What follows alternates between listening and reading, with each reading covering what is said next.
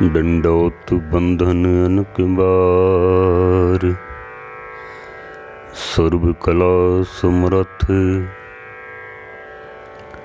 Dolan ते रखो प्रभु, नानक दे कर हथ। डोलन ते रखो प्रभु, नानक दे कर हथ।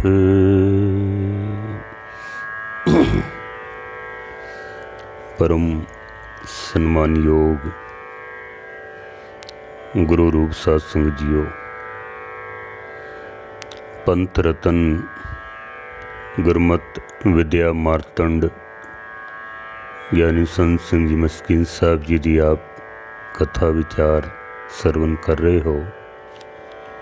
एक ऐसे महापुरुष की गाथा जो दूसरा कोई उन्हां वर्गा दिखाई नहीं दे सकता है। दास ने दो पंक्तियां लिखियां सन। मस्कीन मस्कीन है, मस्कीन वर्गा नहीं कोई मस्कीन हो सकता। मस्कीन मस्कीन है, मस्कीन वर्गा नहीं कोई मस्कीन हो सकता। मिल जाणगे दंभी पखंडी चालाक, मस्कीन वर्गा ते मस्कीन ही हो सकता है। दूसरा कोई ऐसा दिखाई नहीं देता है। ऐसे महापुरुष की गाथा आप सरवण कर रहे हो पिछले 2 दिनों तो। अज तीसरा दिन है। आओ कुछ उन्हां दे जीवन दे उत्ते झात पा सकीए। उस तो पहले 10वें पातशाह की बख्शिश की हुई पावन पवित्र फतेह सनिमर प्रवान करनी। वाहिगुरु जी का खालसा, वाहिगुरु जी की फतेह। कल आपने सरवण किया कि ज्ञानी संत सिंह जी मस्कीन साहब जो घरों अपने निकल चुके सन, माता पिता नूं बिना दस्सिया ही। बॉम्बे तो बाद फिर नासिक पहुँचे ने, नासिक तो फिर झांसी आ गए। झांसी दे विच कुछ दिन कथा की, 15 दिन लगभग कथा की उन्होंने। उत्थों भी मन नहीं टिकिया, फिर उत्थों चलण का फैसला किया है। मस्कीन साहब जी झांसी तो कथा करके फिर उत्थों बैठे ने ट्रेन दे विच और उत्थों बीना पहुँच गए हैं। बीना मध्य प्रदेश का एक छोटा जा रेलवे लाइन के उपर एक शहर है, जिथे कुछ परिवार सिख परिवार रहिंदे ने। दास ने भी 2-3 बार उत्थे हाज़री भरी है। मस्कीन जी इत्थे कोई 4-5 दिन तक कथा करते रहे ने। 5 दिन कथा की। संगत वालों तो कोई माया पेट आई नहीं, पर एक सज्जन ने 2 रुपये उस जमाने दे विच मस्कीन जी नूं हत्थ विच रखे हैं। मस्कीन जी उत्थे कथा करन तो बाद फिर नाल ही बीना तो नाल ही एक शहर है कटनी। दास ने उत्थे भी हाज़री भरी है कई बार। मस्कीन जी फिर उत्थे पहुँच जाते ने। 2-4 दिन उत्थे भी कथा की। फिर कटनी तो ट्रेन विच बैठ के मस्कीन जी बिलासपुर छत्तीसगढ़ चले जाते हैं। कुछ दिन उत्थे कथा की है। बिलासपुर दे नाल ही लगता है रायपुर, बहुत वड्डा शहर है। काफ़ी गुरुद्वारे ने, बहुत संगतां ने उत्थे। कुछ दिन उत्थे कथा करन तो बाद मस्कीन जी फिर ਸੰਬਲਪੁਰ ਉੜੀਸਾ ਵੀ ਚਲੇ ਜਾਂਦੇ ਨੇ। 3-4 ਦਿਨ ਇੱਥੇ ਕਥਾ ਕੀਤੀ ਹੈ ਸੰਬਲਪੁਰ ਦੇ ਵਿੱਚ। ਉੱਥੋਂ ਕੋਈ 9-10 ਕਿਲੋਮੀਟਰ ਦੂਰ ਇੱਕ ਛੋਟਾ ਕਸਬਾ ਹੈ ਬੁਰਲਾ, ਜਿਸ ਦਾ ਨਾਮ ਹੈ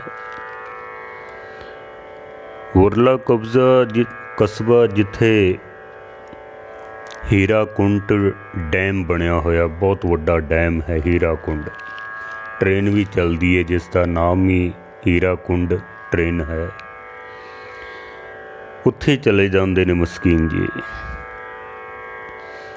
ਜਦ ਉੱਥੇ ਜਾ ਕੇ ਪਹਿਲੇ ਦਿਨ ਕਥਾ ਕੀਤੀ ਮਸਕੀਨ ਸਾਹਿਬ ਜੀ ਨੇ, ਤਾਂ ਸਾਰੀਆਂ ਸੰਗਤਾਂ ਨੇ ਇੱਕ ਸੁਰ ਹੋ ਕੇ ਮਸਕੀਨ ਜੀ ਨੂੰ ਆਖਿਆ ਵੀ ਤੁਸੀਂ ਇੱਥੇ ਹੀ ਟਿਕੋ, ਕਿਉਂਕਿ ਮਸਕੀਨ ਜੀ ਦੇ ਕੰਠ ਦੇ ਵਿੱਚ ਰਸ ਬੜਾ ਸੀ। ਕੁਛ ਪਰਮੇਸ਼ਰ ਦੇ ਵਿਛੋੜੇ ਦਾ ਪ੍ਰੇਮ ਵੀ ਅੰਦਰ ਛਾਲਾਂ ਮਾਰਦਾ ਸੀ, ਠਾਠੇ ਮਾਰਦਾ ਸੀ। ਬੈਰਾਗ ਸੀ ਬਹੁਤ ਅੰਦਰ। ਕੁਛ ਉਹਨਾਂ ਦੀ ਆਪਣੀ ਬੰਦਗੀ ਸੀ, ਕੁਛ ਉਹਨਾਂ ਦੇ ਆਪਣੇ ਅਨੁਭਵ ਸਨ। ਇਸ ਕਰਕੇ ਜਦੋਂ ਕਥਾ ਕਰਦੇ ਸਨ ਤਾਂ ਸਮੇਂ ਦਾ ਪਤਾ ਨਹੀਂ ਸੀ ਲੱਗਦਾ ਕਿ ਕਿਸ ਵਕਤ ਕਿਤਨਾ ਸਮਾਂ ਬੀਤ ਗਿਆ ਹੈ। ਜਦੋਂ ਉਹਨਾਂ ਨੇ ਪਹਿਲੇ ਦਿਨ ਹੀ ਕਥਾ ਕੀਤੀ ਤਾਂ ਸੰਗਤ ਨੂੰ ਬਹੁਤ ਆਨੰਦ ਆਇਆ। ਭਾਵੇਂ ਸੰਗਤ ਬਹੁਤ ਥੋੜ੍ਹੀ ਸੀ, ਪਰ ਉਹਨਾਂ ਨੇ ਆਖਿਆ ਵੀ ਤੁਸੀਂ ਇੱਥੇ ਹੀ ਰਹਿ ਕੇ ਤੇ ਕੁਛ ਦਿਨ ਸਾਨੂੰ ਲੰਬੀ ਕਥਾ ਸੁਣਾਓ, ਕੋਈ ਲੜੀਵਾਰ ਕਥਾ ਸਾਨੂੰ ਸੁਣਾਓ ਤੁਸੀਂ। ਮਸਕੀਨ ਜੀ ਦਾ ਇਹ ਪਹਿਲਾ ਮੌਕਾ ਸੀ ਜਦ ਕਿਸੇ ਇੱਕ ਸਥਾਨ ਦੇ ਉੱਤੇ ਲੜੀਵਾਰ ਕਥਾ ਕਰਨ ਦਾ। ਤਕਰੀਬਨ 10 ਮਹੀਨੇ ਮਸਕੀਨ ਜੀ ਇੱਥੇ ਰਹੇ ਹਨ। 10 ਮਹੀਨੇ ਤੱਕ ਉੱਥੇ ਮਸਕੀਨ ਜੀ ਦਾ ਇੱਕ ਨਿਯਮ ਬਣ ਗਿਆ ਵੀ ਰੋਜ਼ਾਨਾ ਸਵੇਰੇ ਅੰਮ੍ਰਿਤ ਵੇਲੇ ਉੱਠਣਾ, ਨਿਤਨੇਮ ਕਰਨਾ। ਨਿਤਨੇਮ ਕਰਨ ਤੋਂ ਬਾਅਦ ਫਿਰ ਕਥਾ ਕਰਦੇ ਸਨ। ਕਥਾ ਕਰਕੇ ਕੋਈ 8-8:30 ਵਜੇ ਹਲਕਾ ਫੁਲਕਾ ਨਾਸ਼ਤਾ ਕਰਨ ਤੋਂ ਬਾਅਦ ਫਿਰ ਥੋੜ੍ਹੀ ਦੇਰ ਲੇਟ ਜਾਣਾ। ਉਹਨਾਂ ਨੇ ਥੋੜ੍ਹੀ ਦੇਰ ਆਰਾਮ ਕਰਨ ਤੋਂ ਬਾਅਦ ਫਿਰ ਗੁਰਦੁਆਰੇ ਤੋਂ ਸਾਹਮਣੇ ਥੋੜ੍ਹੀ ਦੂਰ 'ਤੇ ਇੱਕ ਬਹੁਤ ਵੱਡੀ ਪਹਾੜੀ ਸੀ, ਇੱਕ ਚੰਗੀ ਉਚਾਈ 'ਤੇ ਇੱਕ ਪਹਾੜੀ ਸੀ।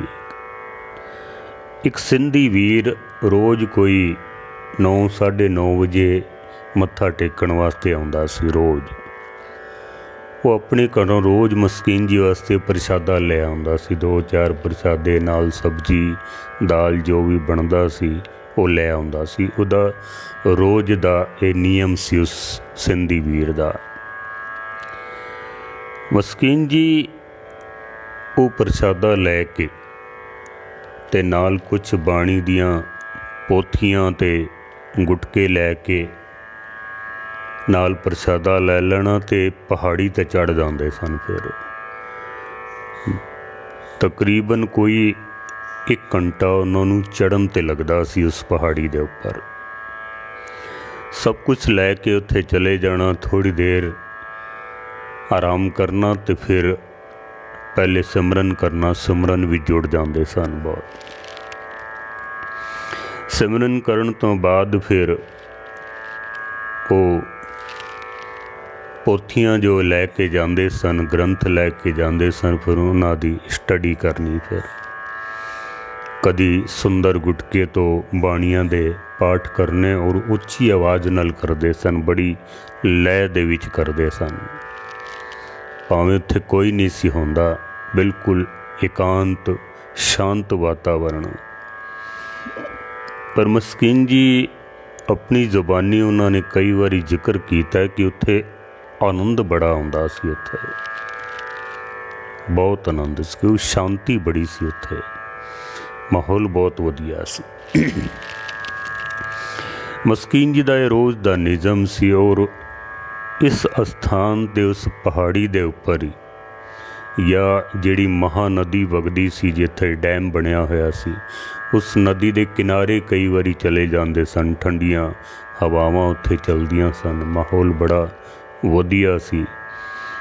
ਕਸਬੇ ਦਾ, ਪਿੰਡਾਂ ਦਾ ਮਾਹੌਲ ਵੀ ਸ਼ਾਂਤ, ਸਾਫ ਸੁਥਰਾ ਵਾਤਾਵਰਣ ਹੁੰਦਾ ਹੈ।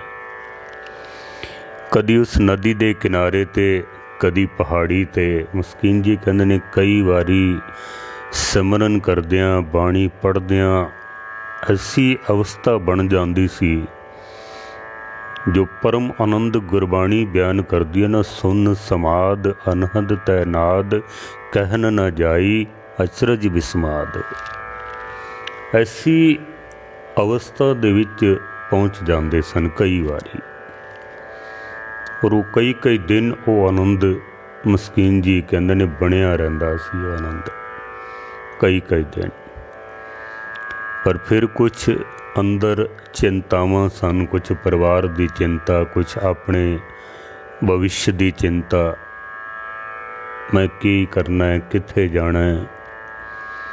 ਕੁਛ ਐਸੀਆਂ ਚਿੰਤਾਵਾਂ ਨਾਲ ਫਿਰ ਇੱਕ ਲੰਬਾ ਰਸ ਬਣ ਨਹੀਂ ਸੀ ਪਾਉਂਦਾ, ਪਰ ਉਸ ਅਵਸਥਾ ਤੱਕ ਜ਼ਰੂਰ ਪਹੁੰਚ ਜਾਂਦੇ ਸਨ ਮਸਕੀਨ ਜੀ। ਐਵੇਂ ਨਹੀਂ, ਉਹਨਾਂ ਦੇ ਬੋਲਾਂ ਦੇ ਵਿੱਚ ਇਤਨੀ ਮਿਠਾਸ ਹੁੰਦੀ ਸੀ। ਉਹਨਾਂ ਦੀ ਆਪਣੀ ਬੜੀ ਮਿਹਨਤ ਸੀ, ਉਹਨਾਂ ਦੀ ਆਪਣੀ ਭਗਤੀ ਸੀ ਉਹਨਾਂ ਦੀ। ਪਹਿਲੇ ਉਹਨਾਂ ਨੇ ਬਾਣੀ ਨੂੰ ਆਪ ਕਮਾਇਆ ਹੈ, ਫਿਰ ਸੰਗਤਾਂ ਤੱਕ ਪਹੁੰਚਾਇਆ ਹੈ। ਅੱਜ ਕੱਲ੍ਹ ਧਨ ਕਮਾਇਆ ਜਾਂਦਾ ਵੇ, ਬਾਣੀ ਨਹੀਂ ਕਮਾਈ ਜਾਂਦੀ ਹੈ, ਸਿਰਫ ਧਨ ਕਮਾਇਆ ਜਾਂਦਾ। ਹੁਣ ਤਾਂ ਇਹ ਹਾਲਾਤ ਬਣ ਗਏ ਨੇ ਕਿ ਅਵਰ ਉਪਦੇਸੇ ਆਪ ਨ ਕਰੇ, ਆਵਤ ਜਾਵਤ ਜਨਮੇ ਮਰੇ। ਹੁਣ ਤਾਂ ਇਸ ਤਰ੍ਹਾਂ ਦੇ ਹਾਲਾਤ ਬਣ ਗਏ ਨੇ। ਪਰ ਮਸਕੀਨ ਜੀ ਸਾਰਾ ਦਿਨ ਉਸ ਪਹਾੜੀ ਦੇ ਉੱਤੇ ਬੈਠੇ ਰਹਿੰਦੇ ਸਨ, ਅਧਿਐਨ ਕਰਨਾ, ਅਤੇ ਸ਼ਾਮ ਨੂੰ ਫਿਰ ਵਾਪਸ ਆ ਜਾਣਾ। ਸ਼ਾਮ ਨੂੰ ਆ ਕੇ ਫਿਰ ਕਥਾ ਕਰਦੇ ਸਨ ਮਸਕੀਨ ਜੀ।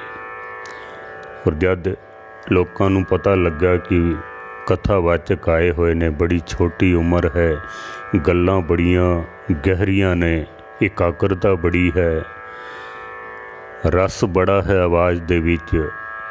ਬਹੁਤ ਸਾਰੇ ਹਿੰਦੂ ਵੀਰ ਵੀ ਆਉਣੇ ਸ਼ੁਰੂ ਹੋ ਗਏ ਸਨ, ਸਿੰਧੀ, ਗੁਰਸਿੱਖ, ਕੁਛ ਹਿੰਦੂ ਵੀਰ, ਕਾਫੀ ਸੰਗਤ ਇਕੱਠੀ ਹੋਣ ਲੱਗ ਪਈ ਸੀ ਉੱਥੇ। ਇਸ ਤਰ੍ਹਾਂ ਦਾ ਜਦ ਉੱਥੇ ਮਾਹੌਲ ਬਣ ਚੁੱਕਾ, ਸਾਰਾ ਸਤਸੰਗੀ ਮਾਹੌਲ, ਆਨੰਦਮਈ ਮਾਹੌਲ ਜਿਸ ਵਕਤ ਬਣਿਆ ਨਾ, ਤਾਂ ਸਾਰੇ ਲੋਕ ਤਾਂ ਇੱਕੋ ਜਿਹੇ ਹੁੰਦੇ ਨਹੀਂ ਨੇ। ਇੱਕ ਵਿੱਚ ਬਜ਼ੁਰਗ ਸੀ ਇੱਕ, ਜਿਸ ਨੇ ਇਹ ਗਲਤ ਪ੍ਰਚਾਰ ਕਰਨਾ ਸ਼ੁਰੂ ਕੀਤਾ ਵੀ ਇਹ ਕੌਣ ਹੈ ਮੁੰਡਾ, ਇਹ ਕਿੱਥੋਂ ਆਇਆ ਵੇ, ਇਹਦੇ ਮਾਪਿਓ ਕੌਣ ਨੇ, ਤੁਸੀਂ ਇਸ ਨੂੰ ਰੋਜ਼ ਮਾਇਆ ਵੀ ਦਿੰਦੇ ਹੋ, ਭਾਵੇਂ ਮਾਇਆ ਬਹੁਤ ਥੋੜ੍ਹੀ ਹੁੰਦੀ ਸੀ ਪਰ ਦਿੰਦੇ ਸਨ ਕੁਛ ਲੋਕ, ਤੁਸੀਂ ਇਸ ਨੂੰ ਮਾਇਆ ਵੀ ਦੇ ਦਿੰਦੇ ਹੋ, ਇਸ ਦੀ ਇਤਨੀ ਸੇਵਾ ਵੀ ਕਰਦੇ ਹੋ, ਇਸ ਨੂੰ ਗੁਰਦੁਆਰੇ ਵਿੱਚ ਤੁਸੀਂ ਰੱਖਿਆ ਹੋਇਆ ਹੈ, ਇਹ ਹੈ ਕੌਣ ਹੈ, ਆਇਆ ਕਿੱਥੋਂ ਹੈ, ਇਹਦਾ ਕੋਈ ਅਤਾ ਪਤਾ ਨਹੀਂ ਹੈ, ਇਸ ਨੂੰ ਇੱਥੇ ਰੱਖਣਾ ਠੀਕ ਨਹੀਂ ਹੈ। ਉਹਨੇ ਕਈ ਤਰ੍ਹਾਂ ਦਾ ਗਲਤ ਪ੍ਰਚਾਰ ਸ਼ੁਰੂ ਕੀਤਾ। ਮਸਕੀਨ ਜੀ ਦਾ ਇਹ ਬਚਪਨ ਤੋਂ ਹੀ ਸੁਭਾਅ ਸੀ ਕਿ ਆਏ ਗਏ ਦੀ ਬੜੀ ਮਦਦ ਕਰਦੇ ਸਨ, ਕਿਉਂਕਿ ਜਿਸ ਗੁਰਦੁਆਰੇ ਵਿੱਚ ਮਸਕੀਨ ਜੀ ਰਹਿੰਦੇ ਸਨ, ਕਦੀ ਕੋਈ ਅਭਿਆਗਤ ਆ ਜਾਏ, ਕੋਈ ਸਾਧੂ ਸੰਤ, ਕੋਈ ਗਰੀਬ, ਮਸਕੀਨ ਜੀ ਉਸ ਨੂੰ ਪ੍ਰਸ਼ਾਦਾ ਵੀ ਛਕਾ ਦਿੰਦੇ, ਉਹਨੂੰ ਰਹਿਣ ਵਾਸਤੇ ਜਗ੍ਹਾ ਵੀ ਦੇ ਦਿੰਦੇ ਸਨ। ਜੇ ਲੋੜ ਹੋਵੇ ਤਾਂ ਆਪਣੀ ਮਾਇਆ ਵਿੱਚੋਂ ਉਸ ਦੀ ਮਦਦ ਵੀ ਕਰ ਦਿੰਦੇ ਸਨ। ਉਸ ਬੰਦੇ ਨੇ ਇਸ ਗੱਲ ਦਾ ਵੀ ਬੜਾ ਪ੍ਰਚਾਰ ਕੀਤਾ ਵੀ ਇਹਦੇ ਕੋਲ ਤਾਂ ਬੜੇ ਮੁਸ਼ਟੰਡੇ ਆ ਕੇ ਰਹਿੰਦੇ ਹਨ, ਰਾਤ ਭਰ ਮਸਕਰੀਆਂ ਕਰਦੇ ਨੇ, ਗੱਲਾਂ ਕਰਦੇ ਨੇ। ਗੱਲਾਂ ਤਾਂ ਮਸਕੀਨ ਜੀ ਪਰਮੇਸ਼ਰ ਦੀਆਂ ਕਰਦੇ ਸਨ, ਪਰ ਉਹਨੇ ਇਸ ਤਰ੍ਹਾਂ ਦਾ ਮਾਹੌਲ ਬਣਾਇਆ ਕਿ 5-10 ਬੰਦਿਆਂ ਦੇ ਹਿਰਦੇ ਉਸ ਤੋਂ ਪ੍ਰਭਾਵਿਤ ਵੀ ਹੋਏ। ਉਹਨਾਂ ਨੇ ਕੁਝ ਅੱਖਾਂ ਫੇਰ ਵੀ ਲਈਆਂ। ਇੱਕ ਦਿਨ ਤਾਂ ਉਸਨੇ ਮਸਕੀਨ ਜੀ ਦੇ ਮੂੰਹ 'ਤੇ ਹੀ ਕਹਿ ਦਿੱਤਾ ਵੀ ਤੂੰ ਹੈ ਕੌਣ ਹੈ, ਤੂੰ ਆਇਆ ਕਿੱਥੋਂ ਹੈ। ਤੇ ਮਸਕੀਨ ਜੀ ਹੱਥ ਜੋੜ ਕੇ ਕਹਿੰਦੇ ਨੇ ਮੈਂ ਆਇਆ ਕਿੱਥੋਂ ਹਾਂ ਇਹ ਤਾਂ ਮੈਂ ਤੈਨੂੰ ਨਹੀਂ ਦੱਸਾਂਗਾ, ਪਰ ਮੈਂ ਜਾਣਾ ਕਿੱਥੇ ਵੇ ਇਹ ਮੈਂ ਤੈਨੂੰ ਹੁਣੇ ਦੱਸ ਦਿੰਦਾ ਵਾਂ। ਮੈਂ ਕੱਲ੍ਹ ਹੀ ਪਟਨਾ ਸਾਹਿਬ ਚਲਾ ਜਾਣਾ ਮੈਂ। ਔਰ ਮਸਕੀਨ ਜੀ ਤਿਆਰੀ ਕਰਕੇ ਜਦ ਨਿਕਲਣ ਲੱਗੇ, ਬਹੁਤ ਸਾਰੀਆਂ ਸੰਗਤਾਂ ਵੀ ਉਹਨਾਂ ਨੂੰ ਰੋਕਣ ਵਾਸਤੇ ਆਈਆਂ, ਕਿਉਂਕਿ ਵਿਰੋਧ ਕਰਨ ਵਾਲੇ ਥੋੜ੍ਹੇ ਸਨ। ਪਰ ਮਸਕੀਨ ਜੀ ਨੂੰ ਇਹ ਪਹਿਲਾ ਮੌਕਾ ਸੀ ਜਦ ਇਸ ਦੁਨੀਆ ਦੇ ਵਿੱਚ, ਧਰਮ ਦੀ ਦੁਨੀਆ ਵਿੱਚ ਉਹਨਾਂ ਦੇ ਪ੍ਰਤੀ ਕੋਈ ਈਰਖਾ ਕਰੇ। ਇਹ ਪਹਿਲਾ ਮੌਕਾ ਸੀ। ਪਰ ਮਸਕੀਨ ਜੀ ਉੱਥੋਂ ਫਿਰ ਟ੍ਰੇਨ 'ਤੇ ਬੈਠ ਕੇ ਤੇ ਤਖਤ ਸ੍ਰੀ ਪਟਨਾ ਸਾਹਿਬ ਗੁਰੂ ਗੋਬਿੰਦ ਸਿੰਘ ਮਹਾਰਾਜ ਸੱਚੇ ਪਾਤਸ਼ਾਹ ਦੇ ਚਰਨਾਂ ਦੇ ਵਿੱਚ ਪਹੁੰਚ ਗਏ ਹਨ। ਇੱਥੇ ਮਸਕੀਨ ਜੀ ਜਦ ਪਹੁੰਚੇ, ਮੱਥਾ ਟੇਕਿਆ, ਗੁਰੂ ਚਰਨਾਂ ਦੇ ਵਿੱਚ ਅਰਦਾਸ ਕੀਤੀ, ਪ੍ਰਬੰਧਕਾਂ ਨੂੰ ਜਦ ਬੇਨਤੀ ਕੀਤੀ ਕਿ ਮੈਂ ਕਥਾ ਕਰ ਲੈਂਦਾ ਹਾਂ, ਉਹਨਾਂ ਨੇ ਸਮਾਂ ਵੀ ਦੇ ਦਿੱਤਾ। 3 ਦਿਨ ਹੀ ਹੋਏ ਸਨ ਕਥਾ ਕਰਦੇ ਨੂੰ। ਜਿਹੜਾ ਉੱਥੇ ਬਜ਼ੁਰਗ ਸੀ ਨਾ, ਜੋ ਮੁਲਾਜ਼ਮ ਸੀ ਉੱਥੋਂ ਦਾ ਕਥਾਵਾਚਕ, ਜੋ ਗੁਰਦੁਆਰੇ ਵਾਲਿਆਂ ਨੇ ਰੱਖਿਆ ਹੋਇਆ ਸੀ, ਉਹਨੇ ਅੱਖਾਂ ਫੇਰ ਲਈਆਂ। ਇਹ ਤਾਂ 3 ਦਿਨ ਦੇ ਵਿੱਚ ਹੀ ਇਹਦੀ ਸੰਗਤਾਂ ਦੇ ਵਿੱਚ ਬੜੀ ਜਾਣ ਪਛਾਣ ਬਣ ਗਈ ਹੈ। ਕੁਛ ਸੰਗਤਾਂ ਨੇ ਕਿਹਾ ਵੀ ਕਿ ਇਹਨਾਂ ਨੂੰ ਰੋਕ ਲਵੋ, ਇੱਥੇ ਕੁਛ ਦਿਨ ਹੋਰ ਕਥਾ ਕਰਨ। ਪਰ ਉਸ ਬਜ਼ੁਰਗ ਬਾਬੇ ਨੇ, ਜੋ ਮਸਕੀਨ ਜੀ ਦੇ ਦਾਦੇ ਦੀ ਉਮਰ ਦਾ ਸੀ, ਬਹੁਤ ਬਜ਼ੁਰਗ ਸੀ ਉਹਨੇ ਮੂੰਹ 'ਤੇ ਵੀ ਕਈ ਵਾਰੀ ਮਸਕੀਨ ਜੀ ਨੂੰ ਕੌੜੇ ਬਚਨ ਬੋਲੇ। ਉਹਨੇ ਮਸਕੀਨ ਜੀ ਕਹਿੰਦੇ ਨੇ, ਮੈਨੂੰ ਉੱਥੇ ਵੀ ਬਹੁਤ ਸੱਟ ਲੱਗੀ ਵੀ ਮੈਂ ਕੁਛ ਇੱਥੇ ਖੋਣ ਵਾਸਤੇ ਤੇ ਆਇਆ ਨਹੀਂ ਹਾਂ। ਕਥਾ ਹੈ ਗੁਰੂ ਦੀ, ਭਾਵੇਂ ਤੂੰ ਕਰ ਲੈ ਭਾਵੇਂ ਮੈਂ ਕਰ ਲਵਾਂ, ਕੀ ਫਰਕ ਪੈਂਦਾ ਹੈ। ਪਰ ਉਸ ਬਜ਼ੁਰਗ ਨੇ ਕਾਫੀ ਵਿਰੋਧ ਜਦ ਕੀਤਾ, ਮਸਕੀਨ ਜੀ 7-8 ਦਿਨ ਉੱਥੇ ਰਹੇ। ਔਰ ਉੱਥੋਂ ਮਸਕੀਨ ਜੀ ਟ੍ਰੇਨ ਵਿੱਚ ਚੱਲ ਕੇ ਤੇ ਬਨਾਰਸ ਪਹੁੰਚ ਗਏ ਨੇ। ਬਨਾਰਸ ਦੇ ਵਿੱਚ ਬਨਾਰਸ ਜਦ ਪਹੁੰਚੇ ਤਾਂ ਮਸਕੀਨ ਜੀ ਜਿਸ ਗੁਰਦੁਆਰੇ ਵਿੱਚ ਠਹਿਰੇ ਹੋਏ ਸਨ, ਉਹਦੇ ਨਾਲ ਹੀ ਕੋਈ ਇੱਕ ਡੇਰਾ ਸੀ ਨਿਰਮਲੇ ਸੰਤਾਂ ਦਾ। ਉੱਥੇ ਬਾਬਾ ਬਲਵੰਤ ਸਿੰਘ ਜੀ ਨਿਰਮਲੇ, ਜੋ ਹਰਿਦੁਆਰ ਕਨਖਲ ਅਖਾੜੇ ਦੇ ਉਹ ਮੁਖੀ ਸਨ, ਉਹ ਵਿਦਵਾਨ ਬਹੁਤ ਸਨ। ਉਹ ਕੁਛ ਬੱਚਿਆਂ ਨੂੰ ਉਹ ਪੜ੍ਹਾ ਰਹੇ ਸਨ, ਗੁਰਬਾਣੀ ਵਿਦਿਆ ਪੜ੍ਹਾ ਰਹੇ ਸਨ। ਮਸਕੀਨ ਜੀ ਜਦ ਉੱਥੇ ਜਾ ਕੇ ਬੈਠੇ, 1-2 ਦਿਨ ਸੰਗਤ ਕੀਤੀ, ਤੋ ਮਸਕੀਨ ਜੀ ਨੇ ਆਖਿਆ ਵੀ ਬਾਬਾ ਮੈਂ ਵੀ ਪੜ੍ਹਨਾ ਹੈ। ਬਜ਼ੁਰਗ ਸਨ ਬਾਬਾ ਬਲਵੰਤ ਸਿੰਘ ਜੀ ਨਿਰਮਲੇ। ਅਕਸਰ ਤੁਸੀਂ ਉਹਨਾਂ ਮਸਕੀਨ ਸਾਹਿਬ ਜੀ ਦੀ ਜ਼ੁਬਾਨ ਤੋਂ ਉਹਨਾਂ ਦਾ ਜ਼ਿਕਰ ਕਈ ਵਾਰੀ ਸੁਣਿਆ ਹੋਣਾ ਮੈਂ। ਤੁਸੀਂ ਬੜੇ ਪਹੁੰਚੀ ਹੋਈ ਹਸਤੀ ਸੀ ਉਹ, ਕਥਾ ਬੜੀ ਅਗੰਮੀ ਕਰਦੇ ਸਨ। ਇੱਕ ਵਾਰੀ ਕਟਕ ਦੀ ਗੱਲ ਹੈ, ਮਸਕੀਨ ਜੀ ਤੇ ਬਾਬਾ ਬਲਵੰਤ ਸਿੰਘ ਜੀ ਕਟਕ ਪਹੁੰਚੇ ਸਨ ਸਮਾਗਮ ਵਾਸਤੇ, ਤੇ ਸੰਗਤ ਅਜੇ ਆਈ ਨਹੀਂ ਸੀ ਤੇ ਬਾਬਾ ਬਲਵੰਤ ਸਿੰਘ ਜੀ ਬੈਠ ਗਏ ਸਟੇਜ ਦੇ ਉੱਪਰ ਕਥਾ ਕਰਨ ਵਾਸਤੇ। ਉਹਨਾਂ ਨੇ ਬੰਦਨਾ ਆਰੰਭ ਕਰ ਦਿੱਤੀ। ਕੋਈ 2-4 ਬੰਦੇ ਸਾਹਮਣੇ ਬੈਠੇ ਹੋਏ ਸਨ, ਪੰਡਾਲ ਬੜਾ ਵੱਡਾ ਸੀ। ਤੇ ਮਸਕੀਨ ਜੀ ਕਹਿਣ ਲਗੇ, ਬਾਬਾ रुक जाओ थोड़ी देर, कुछ संगत आ जाए तो फिर कथा करना। बाबा बलवंत सिंह जी कहते ने, मस्कीन कथा करनी है, सुनानी नहीं है। मैं कथा करनी है, मैं सुनानी नहीं है।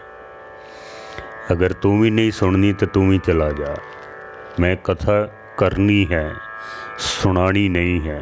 ਹੁਣ ਜਿਹੜੀ ਕਥਾ ਹੋ ਰਹੀ ਹੈ, ਕੀਰਤਨ ਹੋ ਰਿਹਾ, ਇਹ ਸੁਣਾਉਣ ਵਾਸਤੇ ਹੋ ਰਿਹਾ ਵੇ, ਕਰਨ ਵਾਸਤੇ ਨਹੀਂ ਹੈ। ਕਿਉਂਕਿ ਉਹਨਾਂ ਦਾ ਕਹਿਣਾ ਸੀ ਕਿ ਜਦ ਮੈਂ ਕਥਾ ਕਰਦਾ ਹਾਂ ਤਾਂ ਨਿਰੰਕਾਰ ਪ੍ਰਸੰਨ ਹੁੰਦਾ ਹੈ, ਜਦ ਕਥਾ ਸੁਣਾਉਂਦਾ ਹਾਂ ਤਾਂ ਫਿਰ ਸੰਗਤਾਂ ਪ੍ਰਸੰਨ ਹੁੰਦੀਆਂ ਨੇ। ਮੈਂ ਪਰਮਾਤਮਾ ਨੂੰ ਪ੍ਰਸੰਨ ਕਰਨਾ ਹੈ, ਸੰਗਤਾਂ ਨੂੰ ਨਹੀਂ। ਜੇ ਪਰਮਾਤਮਾ ਪ੍ਰਸੰਨ ਹੋ ਗਿਆ ਤਾਂ ਸੰਗਤ ਨੇ ਆਪੇ ਹੀ ਪ੍ਰਸੰਨ ਹੋ ਜਾਣਾ ਵੇ। मैं कथा करनी है, और वो कथा करन लग पे सन। और उसी फ्लो दे विच, उसी रस दे विच, ये नहीं कि सामने संगत नहीं है तो हुण कथा नहीं करनी जां होर उरलियां परलियां गल्लां करनियां शुरू कर देनियां। कथा उसे रस दे विच ही कीती है। मस्कीन जी कहन लगे बाबा मैं भी पढ़ना है। बाबा बलवंत सिंह जी कहन लगे ठीक है तैनू पढ़ावांगे। एक दिन आपे ही कहन लगे भी ठीक है लिया गुटका लिया तैनू जपजी साहब शुरू कराइए। जपजी साहब। मस्कीन जी ने आख्या बाबा मैं जपजी साहब कर भी लैना तो जपजी साहब कंठस्थ भी है, मैनू कंठ किया होया वे। बाबा बलवंत सिंह जी कहते ने ठीक है फिर तैनू जाप साहब करा देने आ। मस्कीन जी कहते ने जाप साहब भी मैनू कंठ है। अच्छा फिर पंज ग्रंथी लैके आ तैनू वो पढ़ा देने आ। मस्कीन जी कहते ने बाबा जी मैं पंज ग्रंथी भी पढ़ लैना हाँ। बाबा बलवंत सिंह जी कहते ने ठीक है फिर तैनू कल गुरु ग्रंथ साहब महाराज दे चरनी लावांगे, तू पाठ करना सिख लै गुरु ग्रंथ साहब जी का, तैनू महाराज दे चरनी ला देने हैं। मस्कीन जी कहन लगे बाबा जी मैं अखंड पाठ भी कर लैना हाँ, अखंड पाठ भी आउंदा मैनू। तो बाबा बलवंत सिंह जी कहन लगे फिर तू पढ़ना की है, तू की पढ़ना चाहना है? तैनू अर्थबोध पढ़ा देने आ, फिर बाणी दे अर्थ तैनू पढ़ा देने आ। मस्कीन जी कहन लगे बाबा जी सिर्फ अर्थबोध ही नहीं पढ़ने हैं मैं, फिर होर की पढ़ना ही? मस्कीन जी कहते ने गुरबाणी जिस परम रस की गल करती है, जिस परम आनंद की गल करती है, मैं वो भी पढ़ना है। गुरबाणी जिस दर की गल करती है, सो दर तेरा केहा सो कर केहा जित बह सरब संभाले, मैं उस दर कर दी भी सोजी लैनी है, मैं भी पढ़ना है। जिस कर दी गल करदी है गुरबाणी की बेगमपुरा शहर को नाओ, दूख अंदोख नहीं तह ठाओ, ना तस्वीस खिराज ना माल, खौफ ना कता ना तरस जवाल, वो भी पढ़ना है मैं। उस अगमी देश दियां गल्लां भी पढ़नियां ने, उस परमात्मा दियां गल्लां भी मैनू समझाओ जो गुरबाणी गल करती है, परम रस दी, परम आनंद दी, परम प्रकाश दी जो गल करती है, मैं वो भी पढ़ना चाहना हाँ। अर्थबोध तो पढ़ने ही ने। कहते ने बाबा बलवंत सिंह जी एकदम उन्हां दी अखां दे विच हंझू आ गए ने, मत्थे ते हथ मार के अखां करके उपर परमेश्वर वल हथ जोड़ के कहते ने हे बाबा, हे गुरु नानक, हे निरंकार सच्चे पातशाह, मैं रोज़ तेरे चरनां विच अरदास करदा हाँ कि किसी जुड़ी हुई आत्मा नाल मैनू मिला, ताकि उस जुड़े हुए दे नाल मैं भी जुड़ सकां, मैं भी जुड़ सकां। ये तां तू एक होर रोगी मैनू मिला दिता है, ये भी रोगी मैं भी रोगी, मैं इसनूं की देना मैं, ना मैं जुड़ सकांगा तो ना ये जुड़ सकेगा। बाबा बलवंत सिंह जी ने फिर भी अपने आप नूं संभालदिया होया आख्या बेटा, क्योंकि मस्कीन जी बहुत छोटे सन उम्र दे विच। बाबा बलवंत सिंह जी कहते ने ये मैं तैनू नहीं पढ़ा सकदा हाँ, ये मेरे वस दा नहीं है, मैं तां खुद इसकी तलाश विच हाँ भी कोई मैनू मिले तो मैं उहदे कोलों पढ़ के आप भी उत्थों तक पहुँच सकां। मैं तो खुद इस तलाश विच हाँ। तू रोगी है, मैं भी रोगी हाँ, जो रोग तैनू है उही रोग मैनू भी है, मैं तैनू ने नहीं पढ़ा सकदा हाँ। मस्कीन जी कहन लगे ठीक है बाबा जी कोई गल नहीं, मैनू अर्थबोध ही पढ़ा दिओ, कम से कम तुहाडी जैसी महान आत्मा की संगत भी तो रहांगा ना मैं, तुहाडी संगत तो नसीब होवेगी।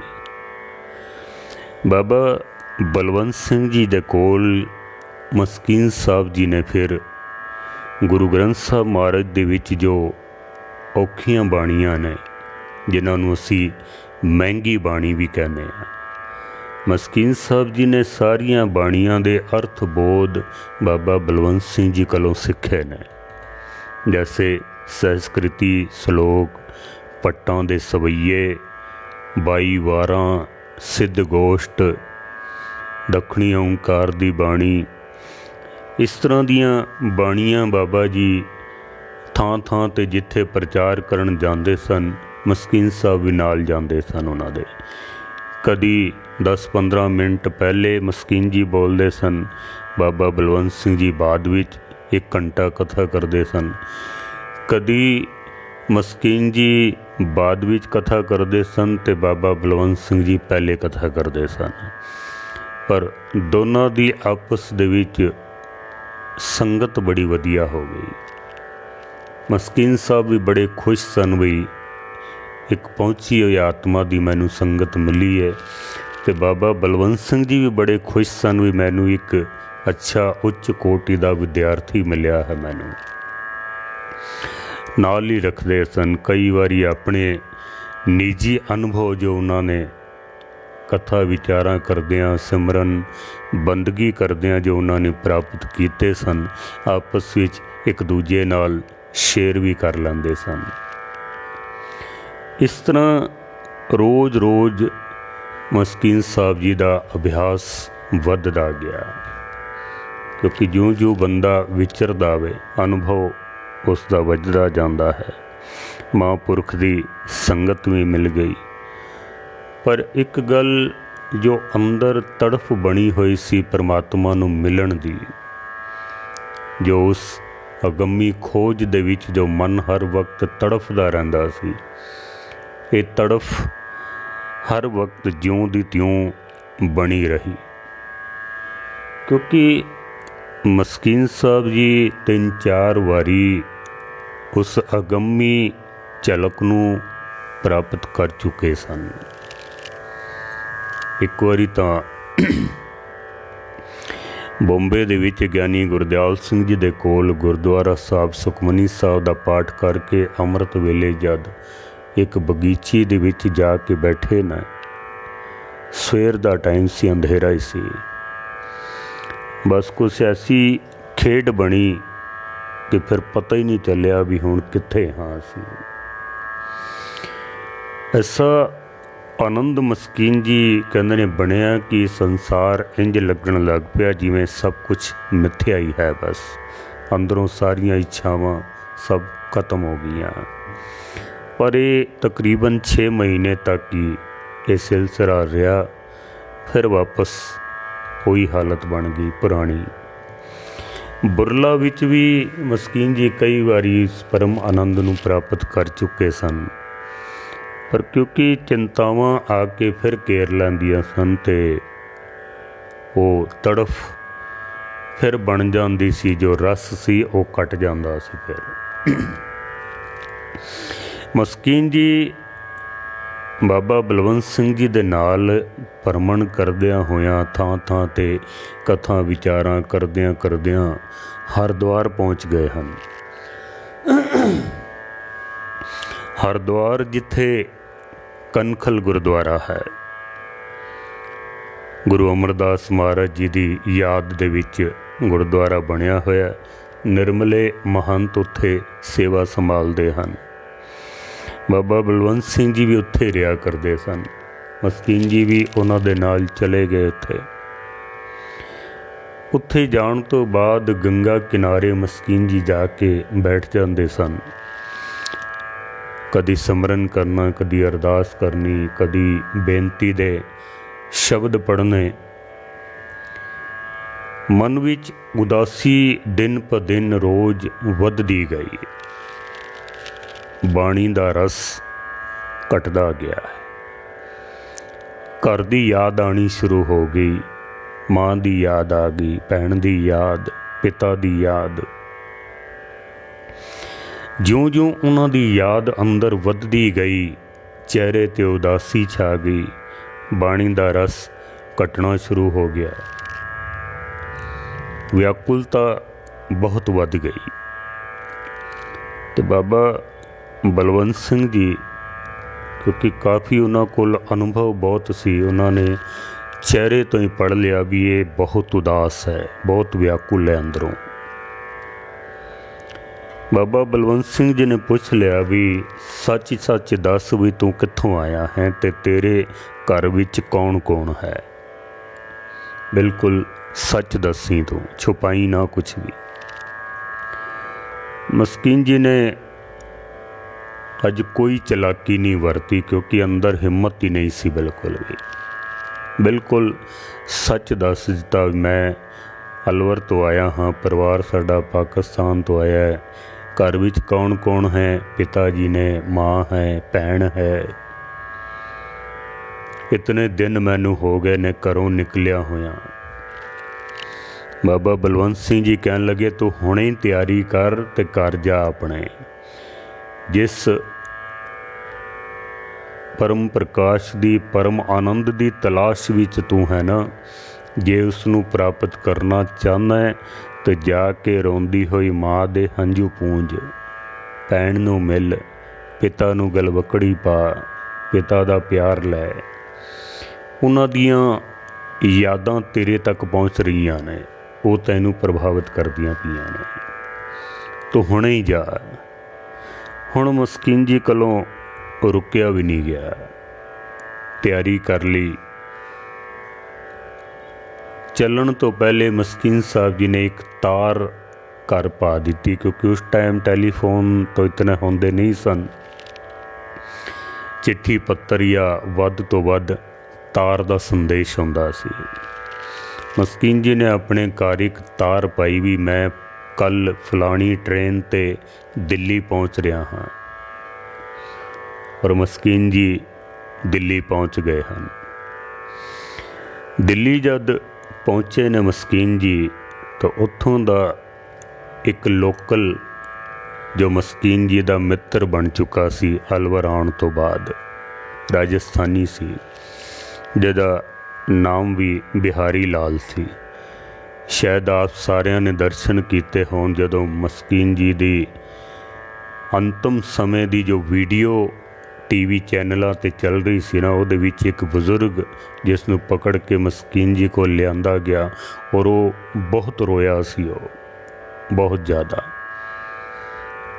वो मस्कीन जी दे बचपन दा मित्र सी, वो बचपन दा। वो मस्कीन जी नूं अलवर तो लैण वास्ते आया है। जद मस्कीन जी बिहारी लाल नूं मिले ने, तो उस तो पता चलिया कि पिता जी गुजर गए हैं, पूरे हो गए ने, भैन दा विआह हो गया वे। मस्कीन जी ने काफ़ी कोशिश की, पर रेलवे स्टेशन ते ही मस्कीन जी दियां अखां चों हंझू रुक ना सके और रोना निकल गया उन्हां दा, क्योंकि पिता जो बहुत प्यार करदा सी, बिना मिले ही चला गया। मैं कुछ सेवा नहीं कर सकिया उन्हां दी। तो मस्कीन जी रोक ना सके, बहुत रोए स्टेशन ते ही। बिहारी लाल ने मस्कीन जी नूं अपने गल नाल लाया और बहुत उसने सहारा दिता। आख्या पिता जी चले गए हैं, भैन दी शादी हो गई, माँ है, 16 बीघे जो ज़मीन मिली है, उहदी जो अद्धी फसल मिलती है, जिन्हों बाटे की फसल किया जाता है, राजस्थानी शब्द है, ठेके ते दे देंदे ने, फिर अद्धी फसल आपां नूं मिल जाती है।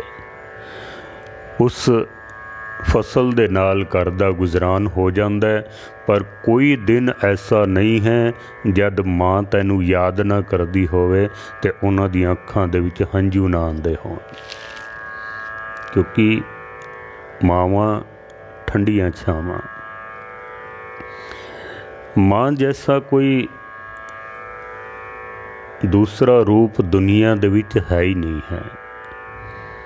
मां नूं रब दा भी दर्जा दिता है। जिस तरह रब परमेश्वर सारिਆਂ ਨੂੰ एक दृष्टि नाल प्यार करदा है ना, और बिना किसी लालच तो प्यार करदा है, माँ दे अंदर भी किसी तरह का कोई लालच नहीं होंदा, अपनी औलाद नूं उतना ही प्यार करती है माँ। मस्कीन जी सीसगंज साहब मत्था टेक के ते अलवर पहुँचे ने। जाके माँ नूं मिले, माँ ने सीने नाल लाया और बहुत रोई। मस्कीन जी भी बहुत रोए माँ नूं मिल के। भरे हुए हिरदे दे नाल ना मस्कीन जी कुछ बोल सके ते ना माँ कुछ बोल सकी है। थोड़ी देर मिलाप तो बाद मस्कीन जी माँ कोल ही रहन लग पे ने। इस तरह कुछ एक दिन ही बीते ने। भैन भी आई मिलन वास्ते, जो अलवर तो थोड़ी दूर बहादुरपुर दे विच रहिंदी सी, उत्थे ही अलवर आ गई है। भैन भी मिल के बहुत खुश होई। माता मस्कीन जी दी भैन नाल मिल के ते मस्कीन जी दी शादी दियां गल्लां करन लग पे, विआह दियां गल्लां, भी दे पैरां दे विच बेड़ी पा दईए, किधरे फिर ना चला जावे। होंदा ना माँ प्यो नूं चिंता होंदी है, फिर ना किधरे निकल जावे, मसां ही घर आया है। एक दिन माता जी ने मस्कीन जी नूं आख्या भी मैं बहादुरपुर जाना है, तू इत्थे रवी, जाई ना किधरे, इत्थे ही रवी तू। मैं 3 दिन बाद वापस आ जाना है, तेरी देख रेख वास्ते तेरी चाची तेरे कोल आ जाया करेगी। वो तैनू प्रशादा पानी होर जो ज़रूरतां ने सब पूरियां कर देगी। लेकिन मस्कीन जी कहन लगे, माता तुसी बहादुरपुर जाओ तो मैं अजमेर जाना है, मेरा काम है उत्थे, मैनू जरूरी काम है। माँ ने आख्या नहीं, हुण तू किधरे नहीं जाना। मस्कीन जी ने आख्या, माँ मैं सच आखदा पिया, कोई ज़रूरी काम है, मैं 7 दिन बाद वापस आ जाना। मैं 7 दिनों तो बाद। ये नहीं दस्या कि मैं कथा करनी शुरू कर दी है, हुण मेरी यही उपजीविका का साधन बन चुका है, ये नहीं दस्या है। माँ मैं 7 दिनों बाद वापस आ जाना, तू अपना काम कर आ ते मैं अपना काम कर लेना वा। हुण मस्कीन जी पहली दफ़ा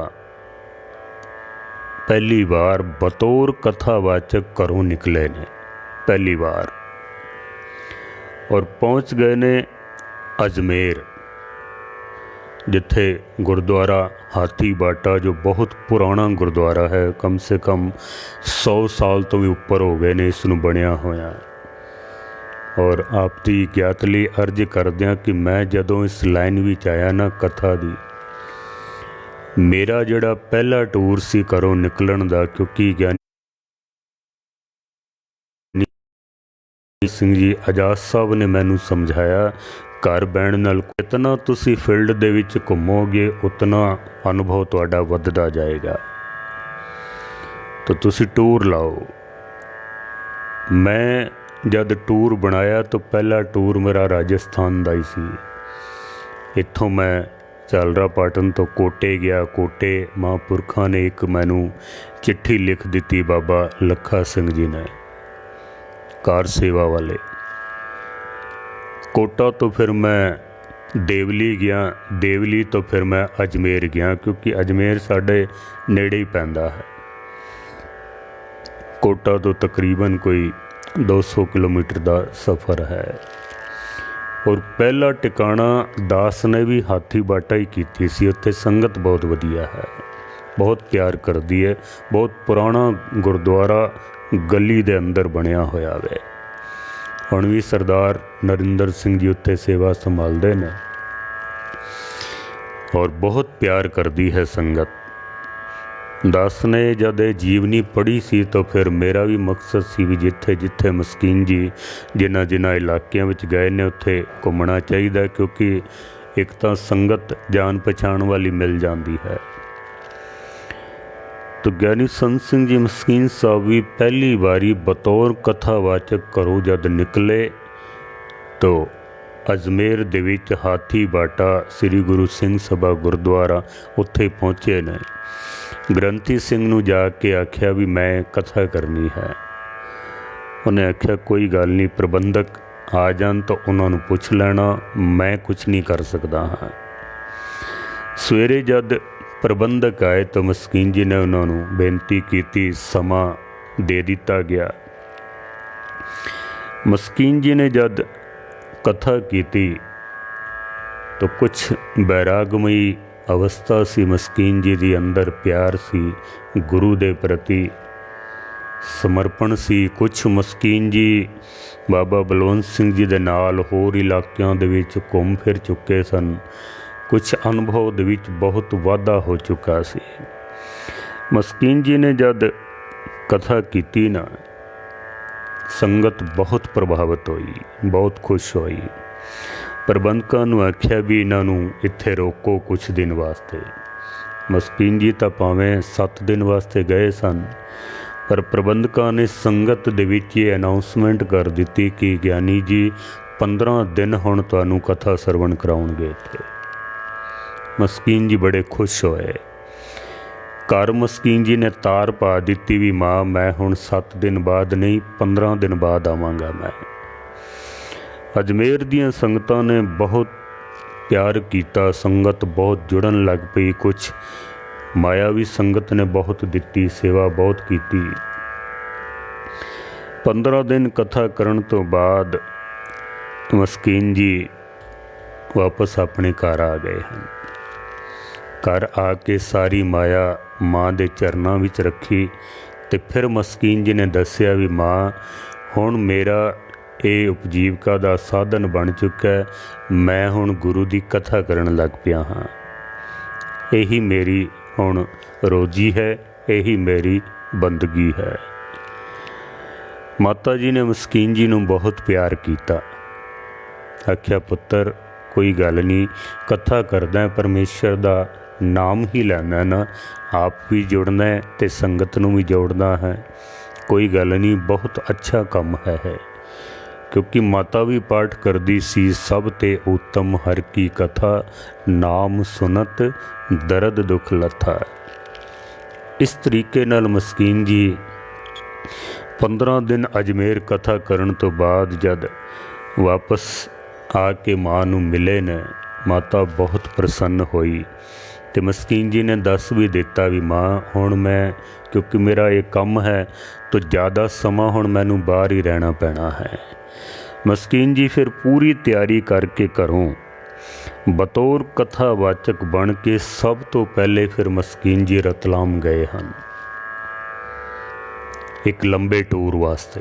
पहले अजमेर कथा की थी, फिर रतलाम गए हैं। रतलाम तो फिर उज्जैन, इंदौर, बड़वा, बड़वानी, खंडवा, चिरनिया, खिड़किया, ये ऐसा इलाका है कि जिथे छोटे छोटे शहरों दे विच संगत इतना प्यार करदी है आए गए रागी प्रचारक नूं कि पुछो ना कुछ।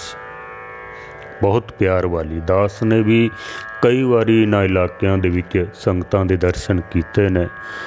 बड़ा प्यार संगत वालों मिलता है। मस्कीन साहब जी जद इन्हां इलाकिਆਂ ਦੇ ਵਿੱਚ प्रचार करके वापस अपने घर पहुँचे कोई 2-2.5 महीने बाद, अगे माता ने मस्कीन साहब जी की मंगनी की पूरी तैयारी की हुई सी। माता ने फिर मस्कीन जी की मंगनी कर दी और उस तो बाद फिर मस्कीन जी का गृहस्थ विच प्रवेश होंदा है, क्योंकि समा बड़ी तेज चलता है। समा हो चुका है। बाकी विचार कल आप जी के सन्मुख रखांगे। भुल्लां चुकां दी क्षमा। आप संगतां दा बहुत प्यार फेसबुक पेज कथा सागर ते दास नूं प्राप्त होया। कुछ संगतां दे फोन भी आए ने। ये एक बहुत अच्छा उपराला है। मैं समझदा कि मैं बड़ा खुशकिस्मत हाँ कि मैनू ये मौका मिले कि उस महान गुरसिख गुरमुख प्यारे महान विद्वान कथावाचक जिन्हों ने सारी जिंदगी गुरबाणी का प्रचार किया है, उन्हों की जीवनी संगतां दे सामने रख रहा हाँ। ये मेरा सुभाग है। गुरु नानक पातशाह ने मेरे ते बड़ी रहमत की है, बख्शिश की है। कई भुल्लां चुक्कां भी हो जांदियां ने, संगतां बख्शण योग हन, बख्श लेना। वाहिगुरू जी का खालसा, वाहिगुरू जी की फतेह।